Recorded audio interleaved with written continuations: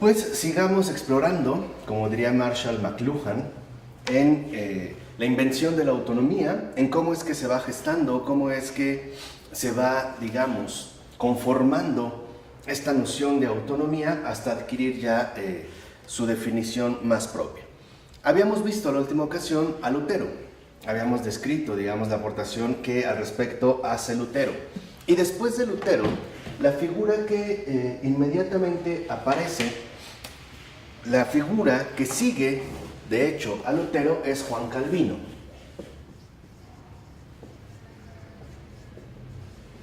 Es Juan Calvino, cuya vida transcurre de 1509 a 1564. Ya estamos instalados en pleno siglo XVI. Quizá lo primero que habría que mencionar es que en muchos aspectos, las opiniones de Calvino concuerdan, de hecho, con las de Lutero, ¿no? Hay muchos puntos de acuerdo entre ambos, sobre todo de Calvino con respecto a Lutero. Algo primordial en este caso es que los dos aceptan la necesidad de justificarse por la fe y de no tener, digamos, como justificación las obras.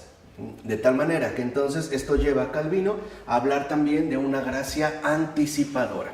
O sea, lo que tiene que ver, lo veremos un poquito más adelante, con la cuestión de la predestinación. Pero también hay que mencionar que entre ambos hay diferencias importantes. Y esto es quizá lo que habría que sobresaltar en este aspecto. De hecho, las opiniones que mantiene Calvino, por ejemplo, con respecto al gobierno de la Iglesia y las referentes a la política, no son las mismas que las de Lutero. En el hecho de que Calvino insiste, por ejemplo, en una forma distinta de entender tanto, dijimos, la política como el gobierno de la Iglesia, proviene de que Lutero, como sabemos, fue educado ante todo como un monje, ¿no? De hecho, fue educado como un monje católico, como un monje agustino en la Iglesia católica. Mientras que Lutero no fue religioso, sino que tuvo una formación humanística y además jurídica. De tal forma que una de las diferencias fundamentales entre Lutero y Calvino corresponde precisamente al hecho de la valoración que hacen, sobre todo de la razón, ¿no? Este sería como un punto fundamental que habría que destacar. Por ejemplo, cada vez que los filósofos antiguos, ¿no?, o los filósofos que corresponden a la antigüedad hablaban o hacían referencia a la vida interior, esto provocaba prácticamente el odio de Lutero. Y el peor de todos, según Lutero, era Aristóteles. O el más odiado por Lutero era Aristóteles. De hecho, por dos razones. Primero, porque sus obras eran la fuente de referencia primordial que se utilizaba en todas las universidades de la época. O sea, la autoridad académica, por lo menos en gran medida indiscutible, aunque también por supuesto discutible, era precisamente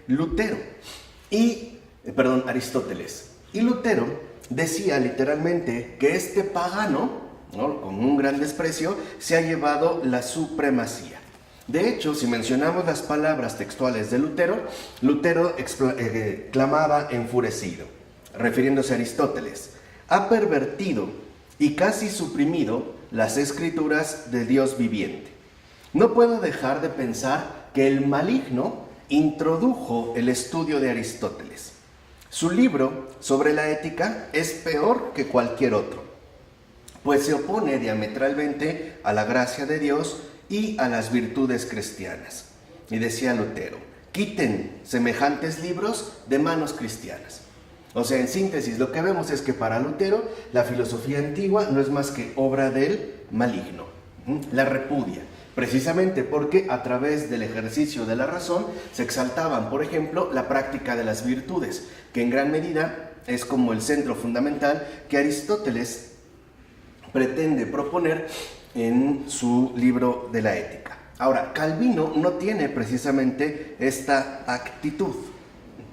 Y aquí es donde encontramos una de las diferencias fundamentales entre ambos.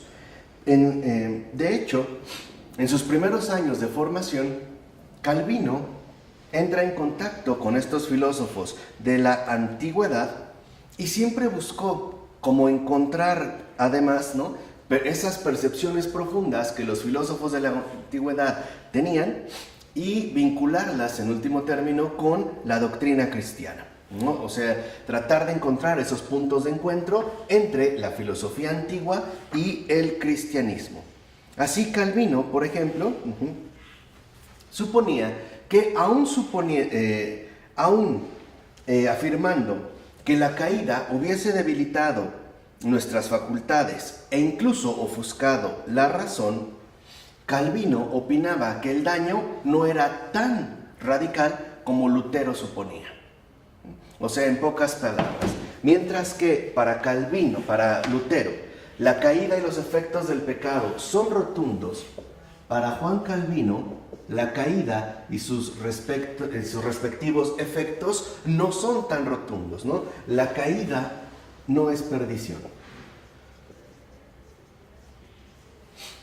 Esa es precisamente como una de las principales diferencias que se van a ir estableciendo entre Lutero y Calvino. Pero se mostró igualmente determinado, o sea, de la misma manera que Lutero, en profesar la total insuficiencia de las obras para obtener la salvación. ¿Esto qué significa? Que Calvino, al igual que Lutero, es un voluntarista. Acuérdense de esta diferencia que habíamos hecho justo en la clase introductoria.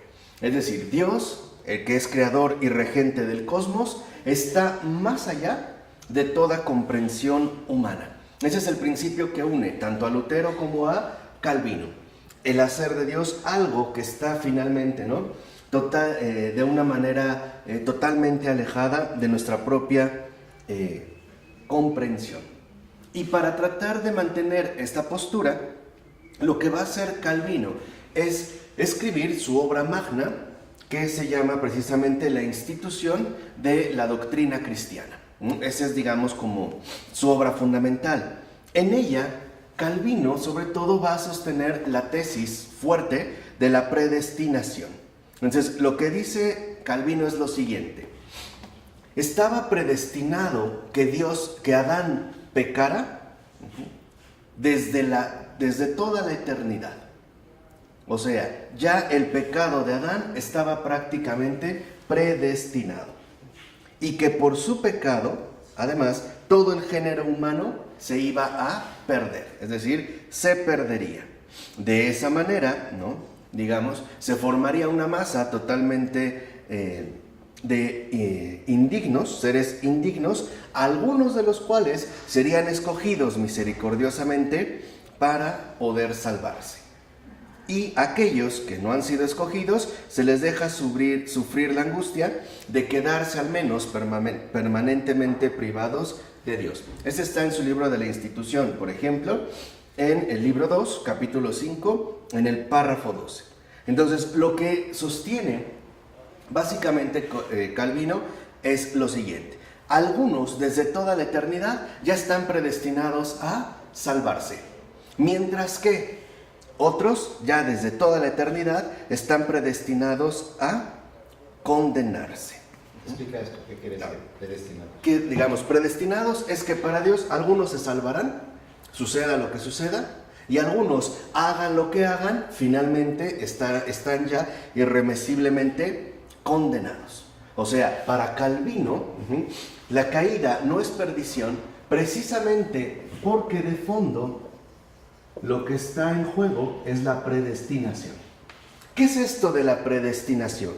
El hecho de que, según Calvino, por ejemplo, y algunos otros, desde toda la eternidad, Dios ya sabe quiénes se van a salvar y quiénes no se van a salvar. Él los crea para que se salven y Él los crea para que se condenen. Exactamente. O Él los crea y después sabe. No. Entonces, ese es el punto.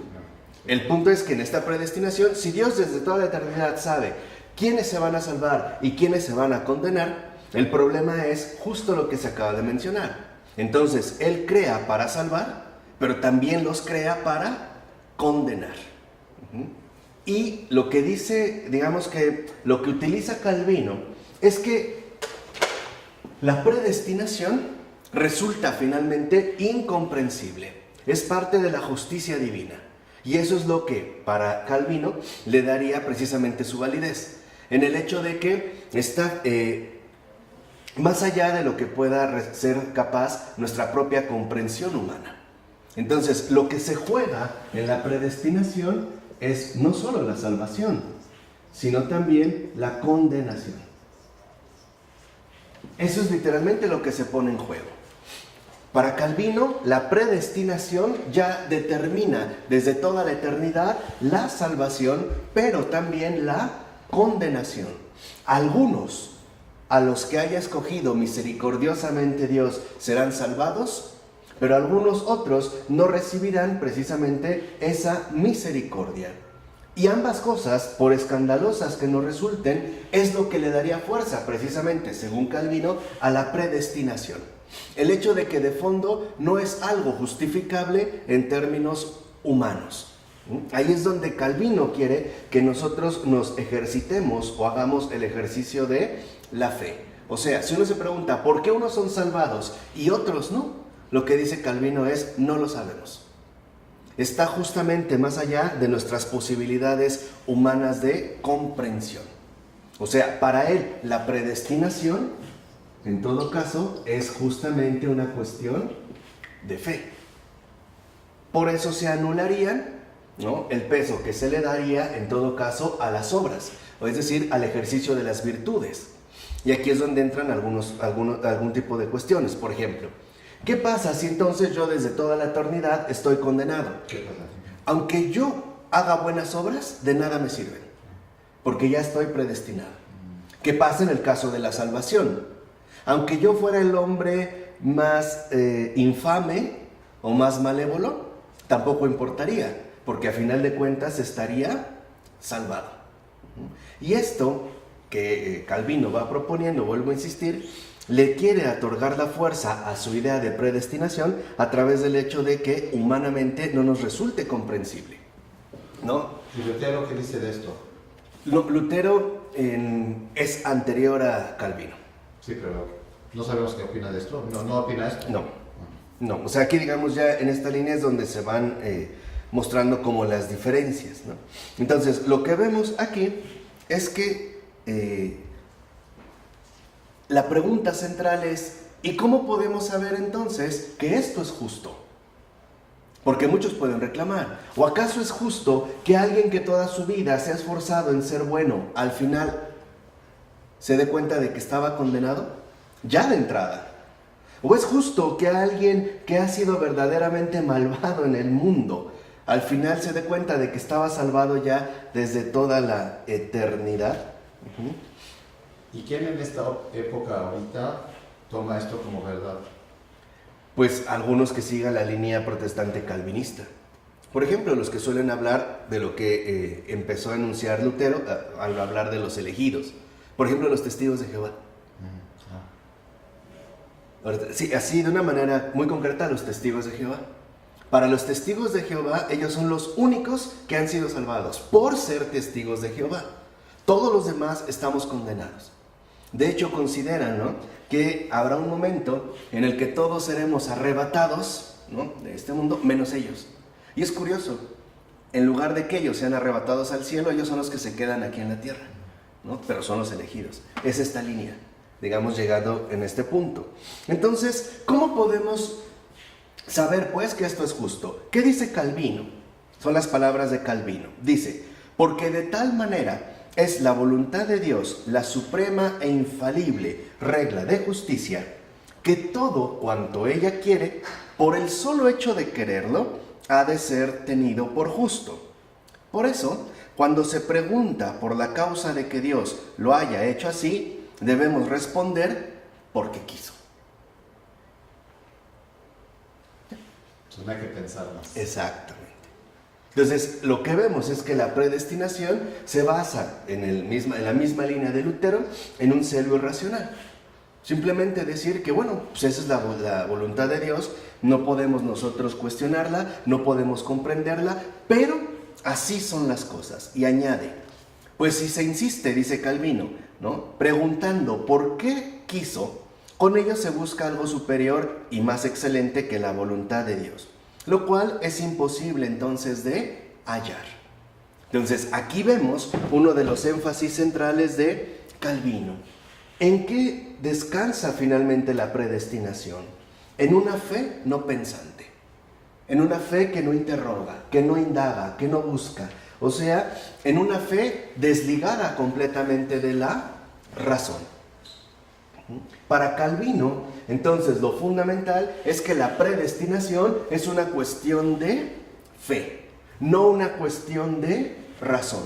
Hablamos pues que en todo caso la predestinación descansa en una fe, sí, pero en una fe sin razón, sin la participación de la razón.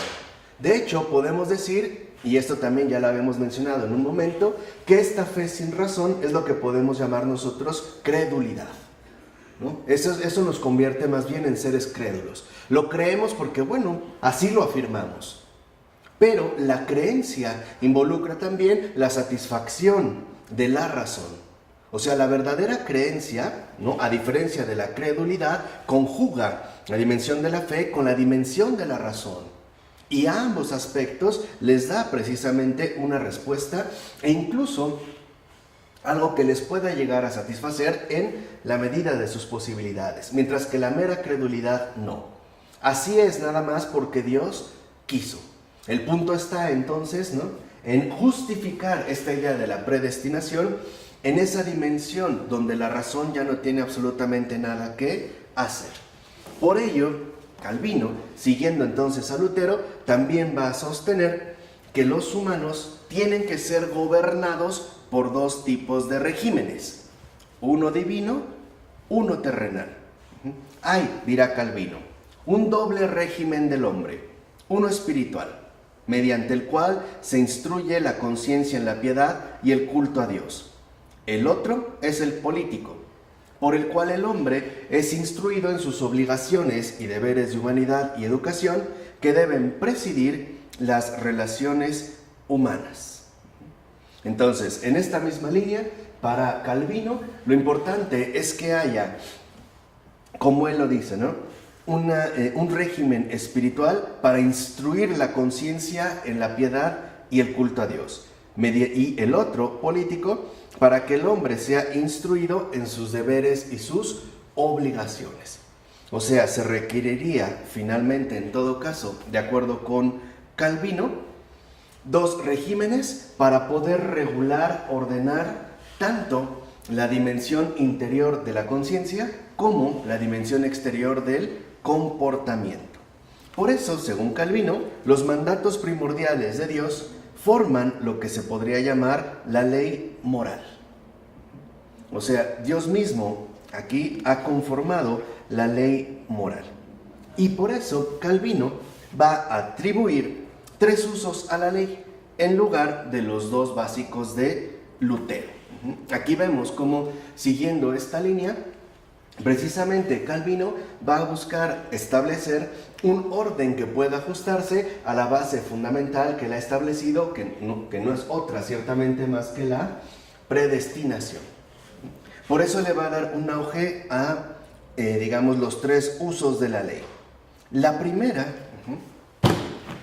vuelve a entrar aquí la cuestión de la ley, que vimos el hecho de que Lutero introdujera en su momento y viéndolo para qué. La primera función de la ley es hacer crecer nuestra transgresión y convencernos de nuestra condición de pecadores.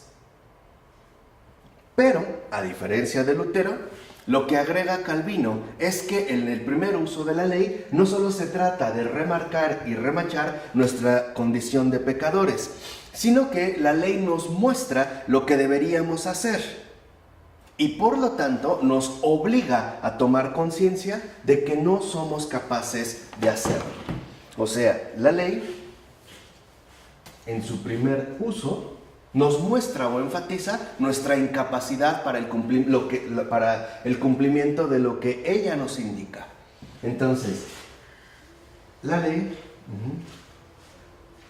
destaca en su primer uso nuestra humana incapacidad de cumplir, de cumplimiento.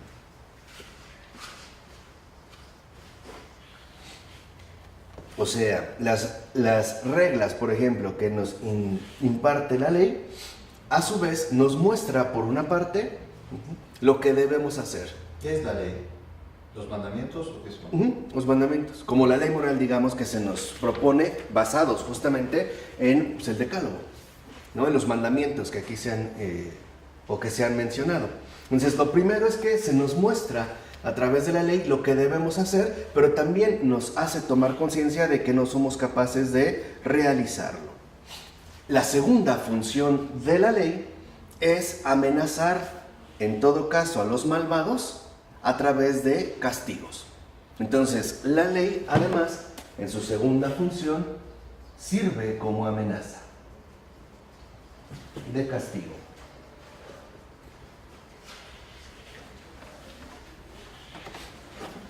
Servirá entonces también como amenaza de castigo. O sea, frenar, en este caso, aquellos que, igual que Lutero consideraba, son sacudidos por las violentas intemperancias de la concupiscencia. Pero aquí, esto no significa, dirá Calvino, que los cristianos no necesiten ley alguna. Es de acuerdo con esto último que podemos ver, por ejemplo, que para Calvino la función primordial de la ley es la tercera. O sea, ¿cuál es la función fundamental de la ley?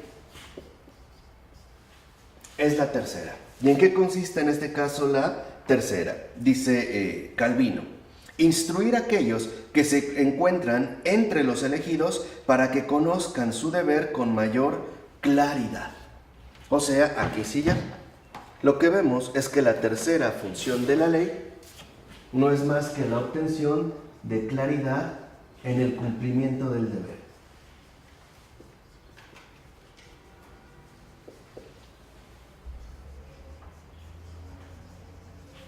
Y esto es precisamente lo que le interesa destacar a Calvino: la claridad en el cumplimiento del deber.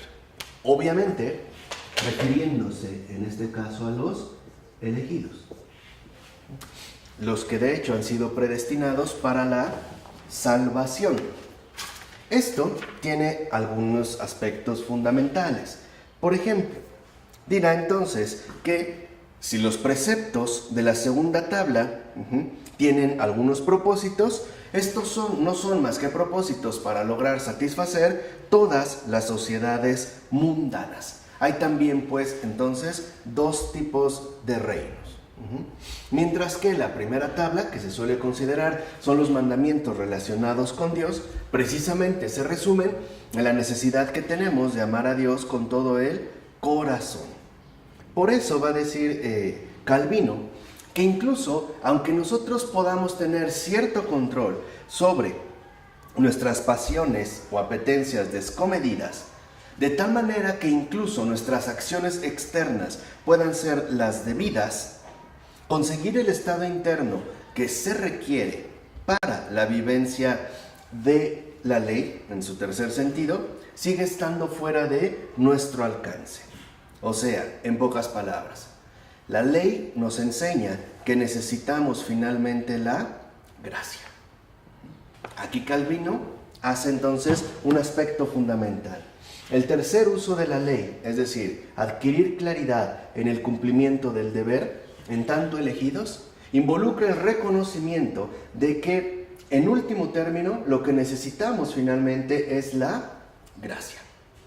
Se tiene necesidad de gracia, porque por nosotros mismos ni siquiera podríamos hacer absolutamente nada adecuado, o en ese sentido podemos decir nada correcto, o nada bueno, como lo diría también en su momento Lutero.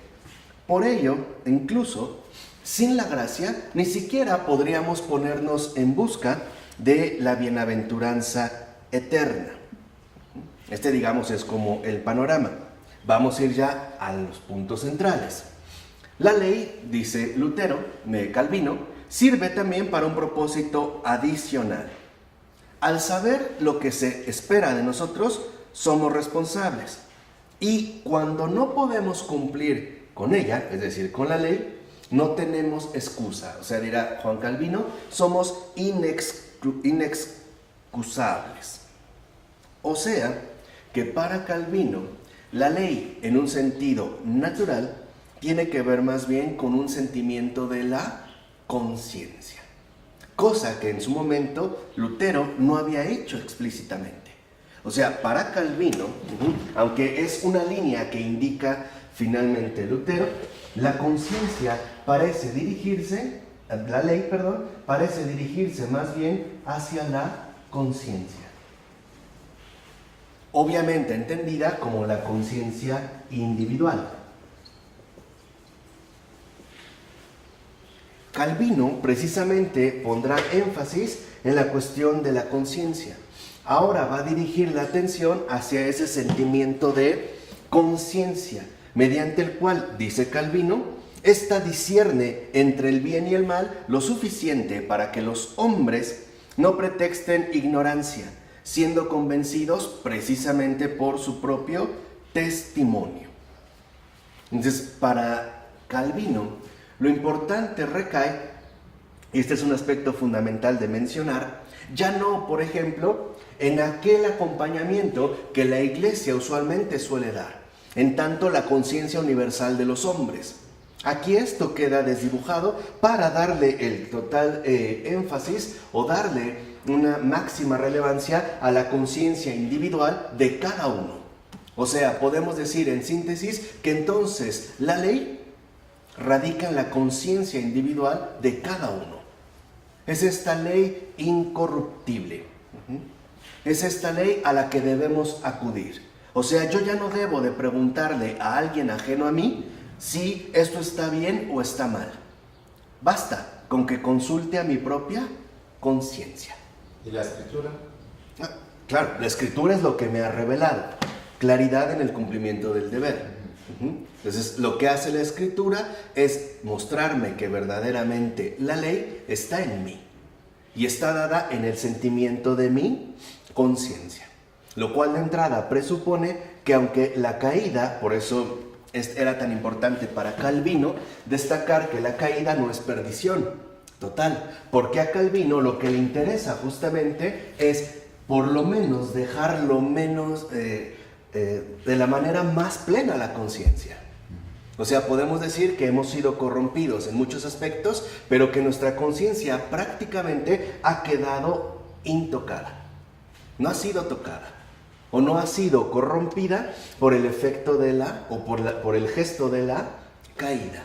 O sea, podemos acudir siempre y en todo momento a nuestra propia conciencia. Cosa que en su momento Pavel Ferensky nos advirtió que es un engaño. Suponer que hay algo absoluto y puro en el hombre, ¿no? Algo que no haya sido literalmente alcanzado de una u otra manera por los efectos del pecado. Pero por eso aquí es donde matiza Calvino, a diferencia de Lutero. Para Calvino lo importante es que estemos convencidos de que la predestinación es una cuestión de fe y que para ello podemos apelar a nosotros mismos. ¿Cómo? A través de la conciencia. O en esta figura que de hecho es hasta cierto punto pagana, de ahí su formación humanística, de apelar siempre al tribunal insobornable de la conciencia. Hacer en pocas palabras lo que te dicte la conciencia. Ahí está la ley. Ahora la ley ha quedado pues interiorizada de esta manera.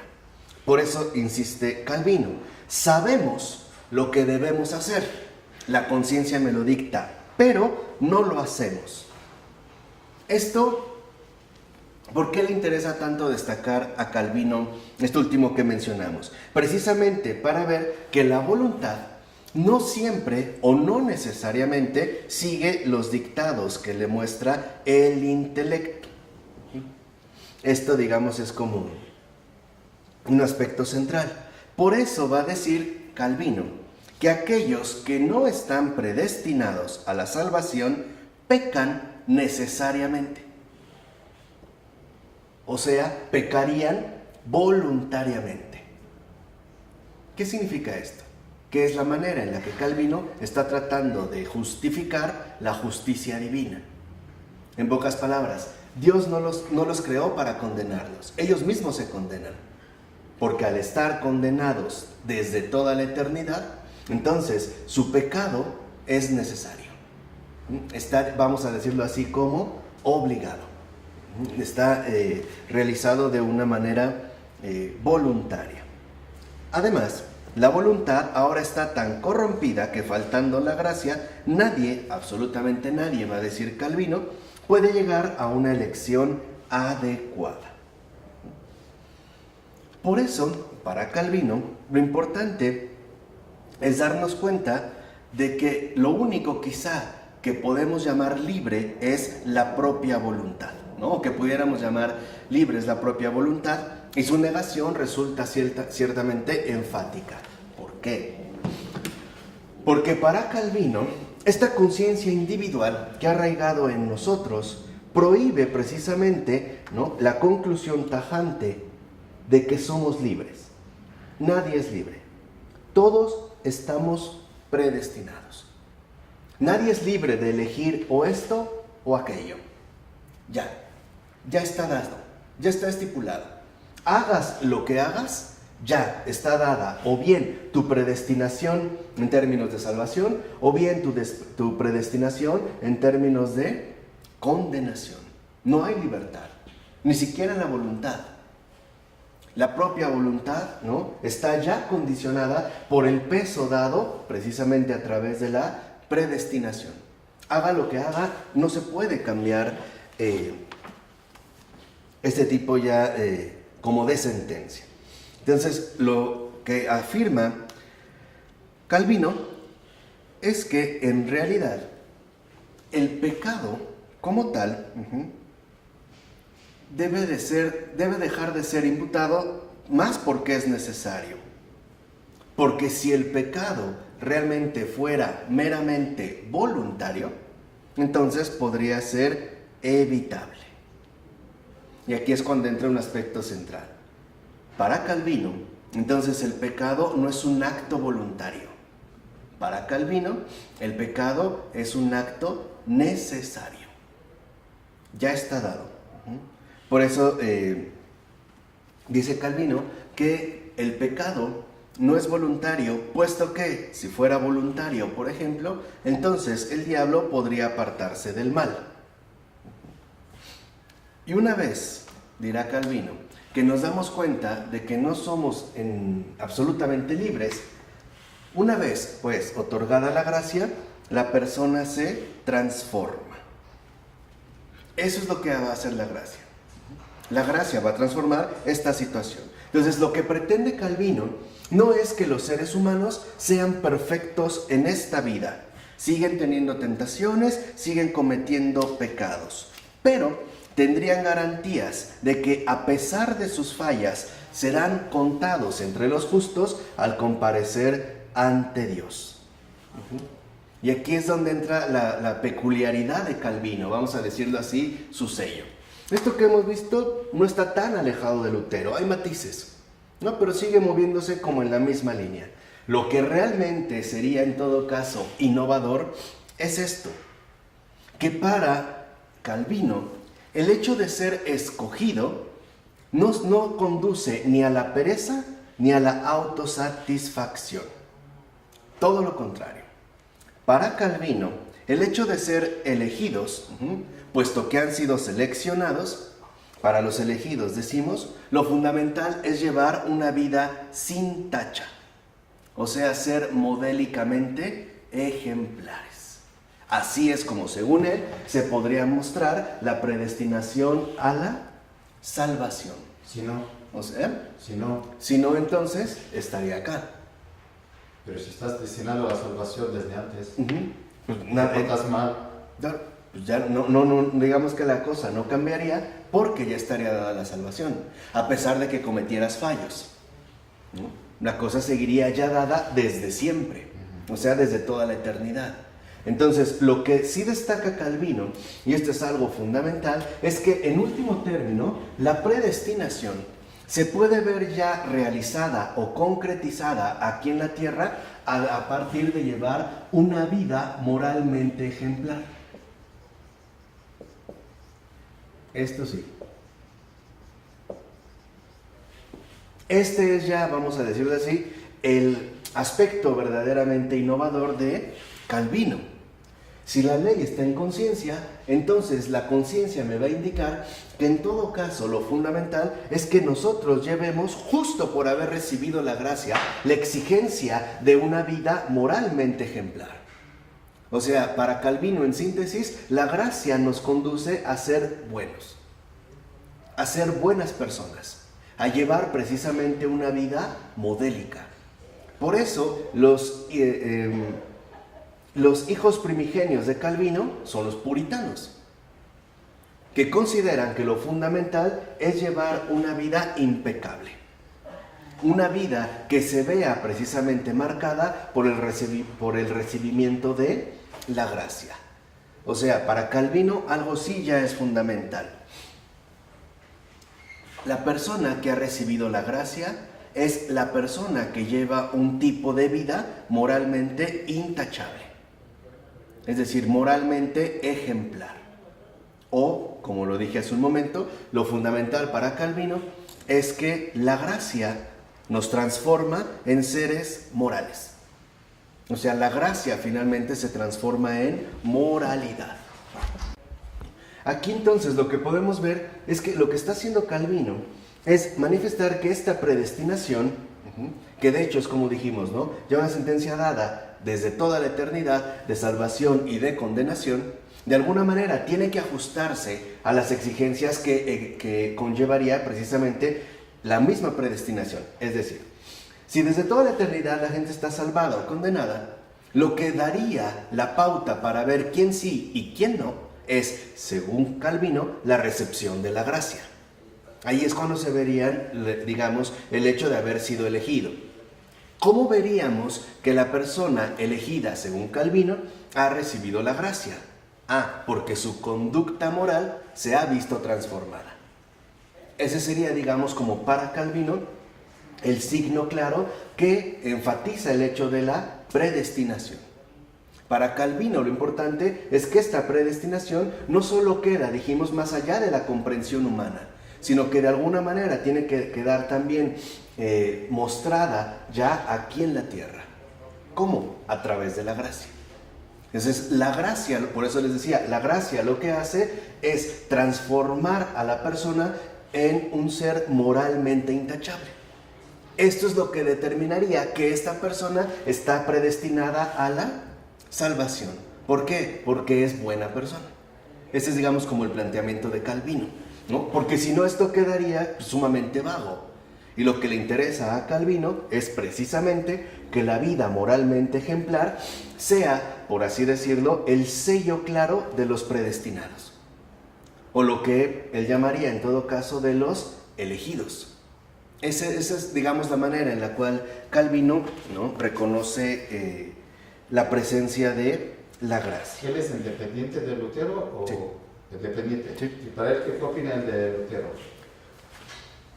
La opinión de Calvino, es finalmente también como el otro gran reformador. Tiene muchos puntos en común con Lutero, pero aquí digamos que la diferencia fundamental entre Calvino y Lutero es que para Calvino no solo se trata de hacer una especie de reforma al interior de la iglesia, como quizá lo suponía Lutero, sino que se trata de hacer una reforma total de lo social, de toda la sociedad. Entonces, a diferencia de Lutero, que pone más énfasis en el control político sobre estos malvados que habitamos la tierra, Calvino más bien pone el énfasis en el cambio moral de las costumbres, o sea, lo que él llamaría la vivencia de la gracia, que todos seamos moralmente impecables. Además, esto daría pauta para dos cosas especiales. La primera, ¿qué sucede si desde toda la eternidad yo estoy condenado? Pero he hecho un esfuerzo por llevar una vida moralmente ejemplar. Pues a lo mejor Dios se arrepiente. Pudiera ser eso. Claro, eso es lo que dice Calvino. Pero antes dijiste que no, que ya. Si estoy condenado, estoy condenado. Esto es lo que exigía, dijimos, ¿no? La tesis fuerte de la predestinación. Pero después lo que va a hacer Calvino, y es lo que hemos tratado de mostrar, lo matiza. Digo, de aquí se podían derivar dos cosas principales. Aunque esto esté estipulado desde toda la eternidad y es algo incomprensible para nosotros, pudiera ser que al final Dios se arrepiente por mi cambio de vida o por mi conducta. Mientras que en el caso de la salvación, y ese es el segundo aspecto, esto lo único que haría es confirmar que en efecto yo ya estaba predestinado a la salvación desde toda la eternidad. ¿Y uno de la salvación puede ser condenado? Pues dirá en este caso Calvino que probablemente también sí. ¿Cuándo? Cuando rechace la vida moralmente ejemplar que está llevada a ser. Entonces pudiera ser que habría ahí como factores en contra, ¿no? Digamos dentro, al menos en términos generales, de estos aspectos que se van presentando. Entonces, lo que dice Calvino es, el elegido se caracteriza ante todo por obedecer la ley, o sea, la ley moral, pero no por miedo, o sea, por amenaza de castigo, sino por amor. Va a decir, soportará todas las pruebas y sufrimientos de la vida, sirviendo entonces a la voluntad de Dios y no a la propia. E incluso va a decir Calvino, este se volverá menos egoísta y más dispuesto a servir a los demás. O sea, lo importante para Lutero, para Calvino, es que cada uno se ponga todo su empeño en ser industriosamente benéfico para todos. O sea, que todos seamos finalmente como estas personas moralmente ejemplares que ayudan a mantener, en todo caso, un buen orden social. Así, dice Calvino, aunque debemos acatar las leyes, a pesar de que no las entendemos, igual debemos de mantenernos en nuestros puestos independientemente de lo que pueda suceder. Aquí entonces, ¿qué es lo que quiere hacer Calvino de fondo? Un simulacro de justicia. Eso es lo que quiere hacer. De fondo, Calvino ha mostrado que la predestinación inicial que dijimos como una sentencia dada desde toda la eternidad parece una injusticia patente, ¿no? Porque algunos han sido escogidos o creados incluso para la condenación y otros para la salvación. Dijimos, la respuesta de Calvino es que es una cuestión de fe y por lo tanto está más allá de nuestras capacidades de comprensión. O sea, que anulemos la razón. Esto, si lo tomamos seriamente, ¿a qué conllevaría? Yo creo que a un odio mutuo entre elegidos y no elegidos, ¿no? Incluso a una disputa. Bueno, ¿qué va a hacer entonces Calvino? Por eso se ve como un matiz, ¿no? Como que dice una cosa y les digo, después lo quiere como ir matizando, hacer que esta vida moralmente ejemplar no sea más que un simulacro de justicia.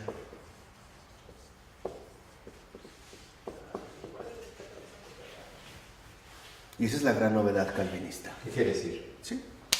Que en pocas palabras, la predestinación, o sea, el obrar de Dios, en realidad es injusto.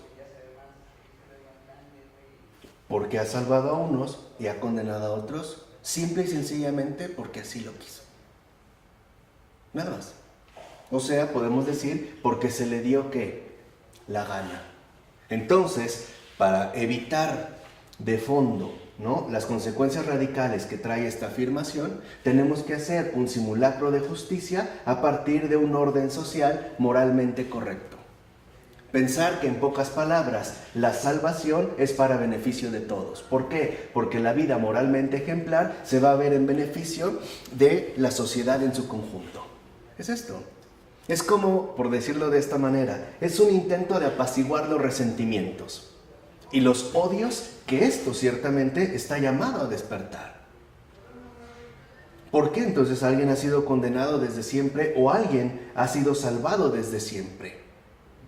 Lo que hace ahora Calvino es justificar, hacer un simulacro de justicia de que el supuestamente elegido desde toda la eternidad, o sea, el llamado a la salvación, lo es precisamente por su vida moralmente ejemplar.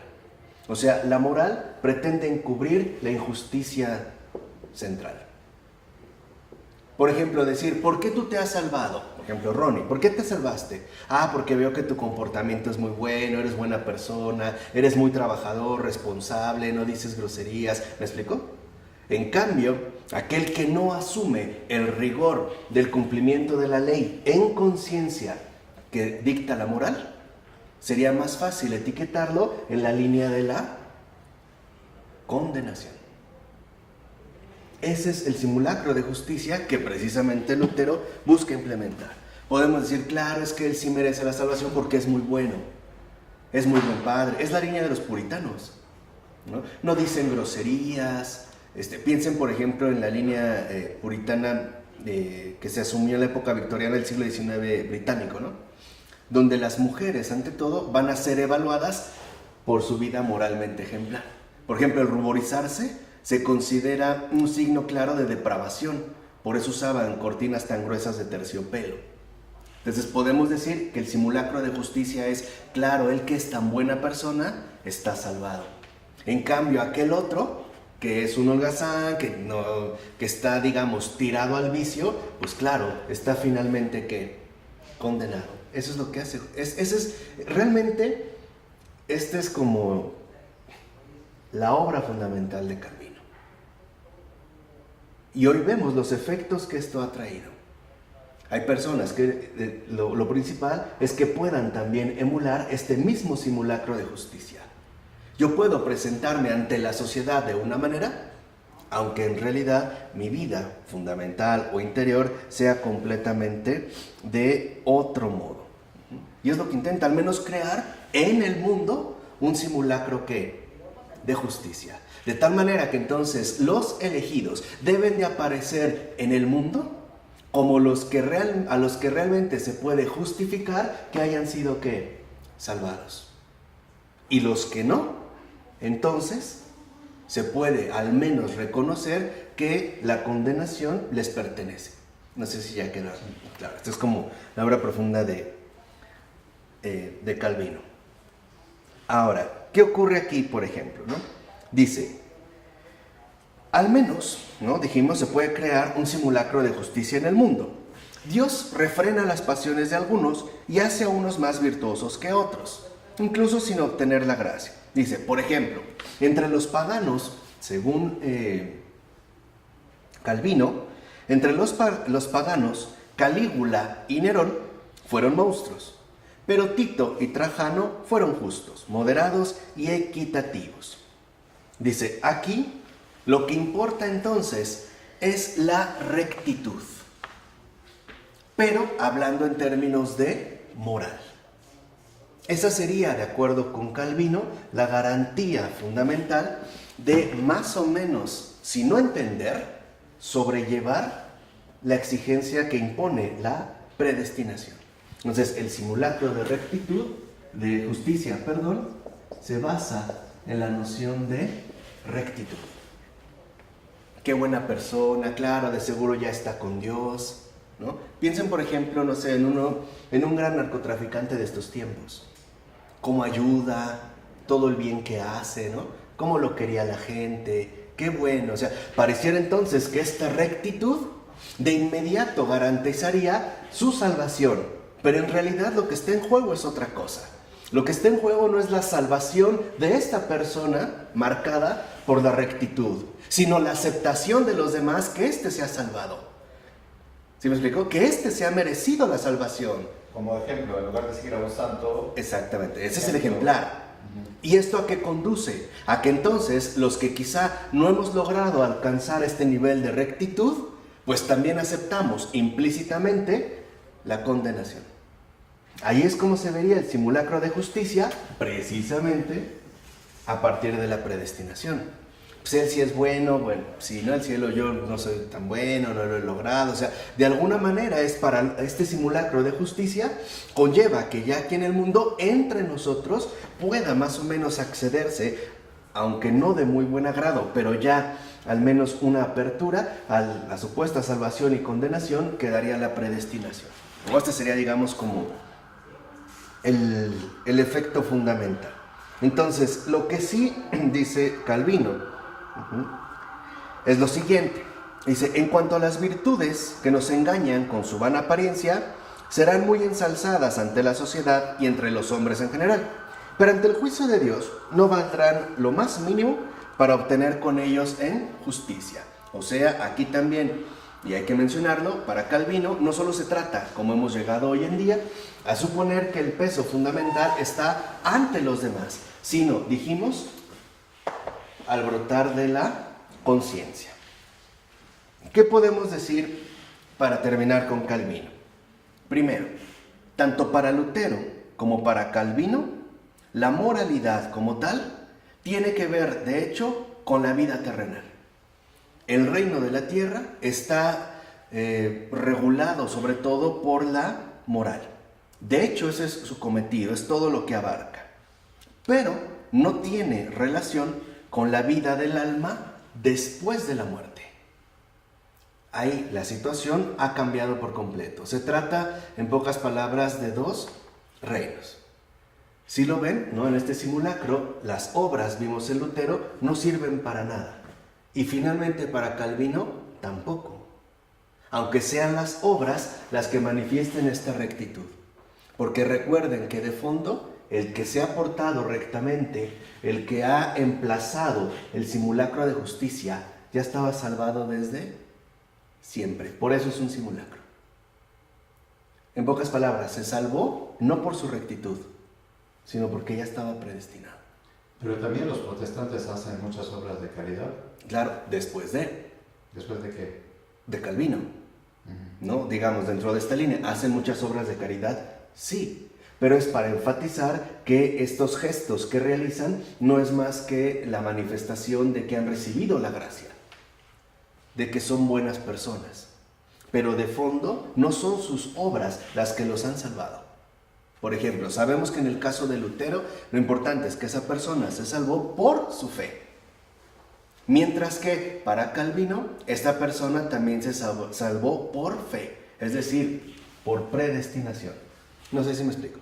O sea, es como decir, yo ya estoy salvado, pero bueno, como estoy en el mundo, para que esto no pueda desatar tantos resentimientos, me voy a poner el disfraz del hombre moralmente correcto. Voy a vivir con el vestido de la rectitud, mientras estoy en el mundo. Quizá más bien para no causar escándalo.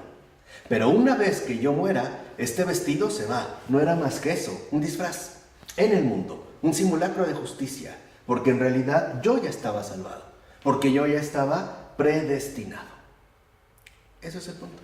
No es como un disfraz, pues, esta rectitud. Ahora, aquí entonces va a decir Calvino que lo fundamental, en este caso, es que entendamos que la cuestión de Dios es simple y sencillamente una cuestión de fe. Nada más. No nos es comprensible, no lo podemos realizar. Y por eso debemos obedecer a Dios en la comunidad que Él dirige. Y siempre debemos de ser conscientes de que la obediencia es algo necesario. Pero, ojo, ¿de qué obediencia está hablando Calvino? De la obediencia civil, o sea, de la rectitud moral. Una rectitud basada ante todo en el cumplimiento de las leyes que civilmente garantizarían una sociedad más o menos pacífica. ¿Sí? O sea, eso es muy importante. Sin este simulacro, nos terminaríamos odiando ya aquí en el mundo. E incluso padeceríamos el resentimiento funesto de la injusticia, del reclamo y del reproche. Entonces hay que disfrazarse de rectitud mientras estamos en el mundo para que también los demás se convenzan de que sí son los salvados. Nosotros no. Pero este disfraz no tiene nada que ver con las obras que realicé, la caridad, mis obras de caridad como protestante, con mi salvación. Eso es nada más fue como para mostrar que sí soy salvado. Por ejemplo, no fuman, no toman. No dicen groserías, en la línea más radical incluso, ¿no? Se comportan siempre de manera íntegra, son los que nunca faltan al trabajo, los más responsables, ¿no? Los más honestos, o sea, en pocas palabras, los perfectos. Pero de fondo no es esto lo que los salva. Ese es el disfraz que se tienen que poner para pasar a través del mundo, ¿no? En realidad lo que los salva es el hecho de que ya estaban salvados. Y estaban salvados entonces por predestinación. Ahora, dice, así entonces, para Calvino, lo fundamental reside en que la salvación, la condenación, la predestinación ya está dada. Hay que elaborar una estrategia para poder atravesar este mundo de la manera más sutil, de la manera más correcta posible. ¿Cómo? Atravesarla precisamente como buenas personas, con la rectitud. Pero no son estas obras, ¿no?, las que a mí me han salvado. Es el hecho de que yo ya estaba salvado eternamente. Y lo mismo pasaría en el caso de los condenados. Entonces, en síntesis, ¿qué ocurre con Juan Calvino? Para Juan Calvino, la predestinación es algo dado. Es una cuestión de fe. Pero como es una tesis tan fuerte, decir que algunos desde siempre han sido salvados y algunos desde siempre van a la condenación, tenemos que elaborar una estrategia para maquillar lo que esto implica. La estrategia es revestirnos de moral mientras atravesamos el mundo. Pero una vez muertos, eso vemos que es un disfraz. No nos salvaron las obras. Nos salvaron finalmente que ya estábamos predestinados. Pero este disfraz nos ayuda a generar un simulacro de justicia y mantener las cosas lo más pacíficas, o digamos, en los términos más pacíficamente posibles. Evitar los conflictos y las guerras, sobre todo. ¿Y qué pasa después de la muerte? Pues ya, experimentar a lo que habíamos sido predestinados, o aquí, o acá. Pero vas al cielo, o al infierno. Sí, ¿Al claro. infierno? Sí, pues es la condenación. De hecho, digamos que aquí el punto central está en que Calvino está tan convencido de la predestinación que tiene que elaborar una estrategia de ocultamiento o por lo menos de maquillaje para no despertar los odios furiosos que esta idea puede generar. Sobre todo, vuelvo a repetir, a partir de la injusticia. Entonces lo que tengo que hacer es disfrazarme de una persona moral en el mundo para que los demás vean que sí merezco la salvación, etc. Y estos también a su vez se den cuenta de que esto es lo que merecen, aunque de hecho ya lo tienen.